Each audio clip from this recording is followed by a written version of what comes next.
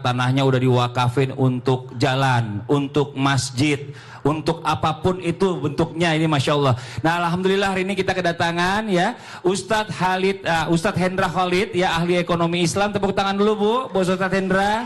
Makasih banyak Ustadz Hendra loh udah mampir ke sini. Alhamdulillah, makasih juga Bang. Wah, pokoknya keren kalau bicara wakaf ya. wah, masya Allah. Tapi gini nih Ustadz Hendra, nih jujur aja, banyak orang yang masih bingung nih, karena kita kan taunya warisan aja nih.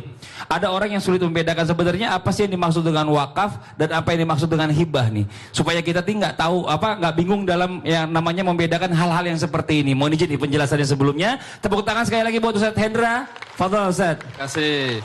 Assalamualaikum warahmatullahi wabarakatuh. Waalaikumsalam warahmatullahi wabarakatuh. Alhamdulillahirrabbilalamin. Assalatu wassalamu ala ashrafil anbiya wal mursalin wa ala alihi wa ashabihi ajma'in, amma ba'du. Para pemirsa sekalian dimanapun para pemirsa berada, senang sekali pagi hari ini saya menyapa para pemirsa sekalian. Nah, pertanyaan sederhana, apa itu wakaf dan apa itu hibah? Nah, pada dasarnya dalam Islam ya, semua ini bernama sedekah. Sedekah itu terbagi menjadi dua, ada namanya sedekatul wajib, sedekah wajib namanya zakat, tapi ada yang kedua namanya sedekah tatawu'i, sedekah sukarela. Apa itu? Ada wakaf, ada hibah, sedekah, infak dan berbagai macamnya. Kalau kita lakukan ini, maka insya Allah pahalanya berlipat ganda, masya Allah, luar biasa.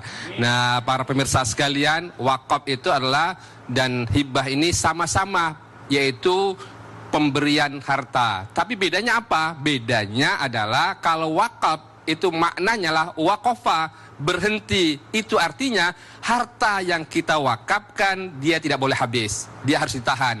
Sehingga suatu ketika Umar bin Khattab datang kepada Rasulullah, ya Rasulullah, saya punya tanah baik di Khaybar, bagaimana caranya Rasulullah? Kata Rasulullah kepada Umar bin Khattab, tahanlah pokoknya, wasabbil samratuhu, salurkan hasilnya. Itu artinya apa?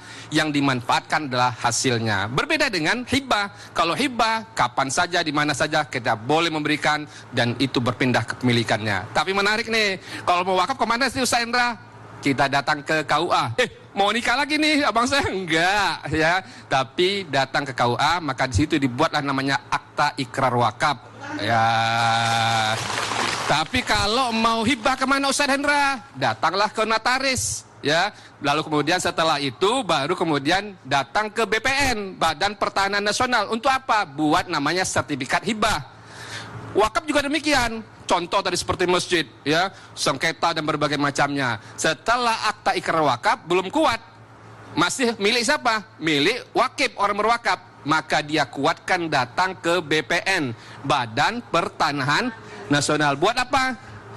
Untuk mendapatkan sertifikat tanah. Kalau begitu kuat nggak wakafnya? Kuat. Akta ikrar wakafnya sudah ada, sertifikatnya ada. Ustadz, itu tanah saya Ustadz. Mana pernah kakek saya wakaf? Mana pernah ibu saya wakaf? Ini buktinya. Buktinya apa tadi? Ada sertifikat dan akta ikrar wakaf. Nah, sekarang juga ada Bang, kita bisa wakaf uang. Tapi gitu? Datangnya bukan ke KUA, tapi datang ke LKS PWU, Lembaga Keuangan Syariah Penerima Wakaf Uang. Nah, begitu banyak di Indonesia hari ini. Wah, ini ilmu banget ya, kita pengen nggak tahu loh nih Ustaz. Tapi dapat namanya sertifikat, bukan sertifikat tanah wakaf, tapi sertifikat wakaf uang. Oh gitu, tepuk tangan dong Ustaz Hendra. Ustaz Hendra, makasih banyak nih. Terima kasih, sama-sama. Ya, kita jadi tahu nih perbedaannya antara wakaf, hibah sama yang namanya waris nih. Tepuk tangan sekali lagi Ustaz Hendra. Boleh duduk Ustaz Hendra. Makasih banyak.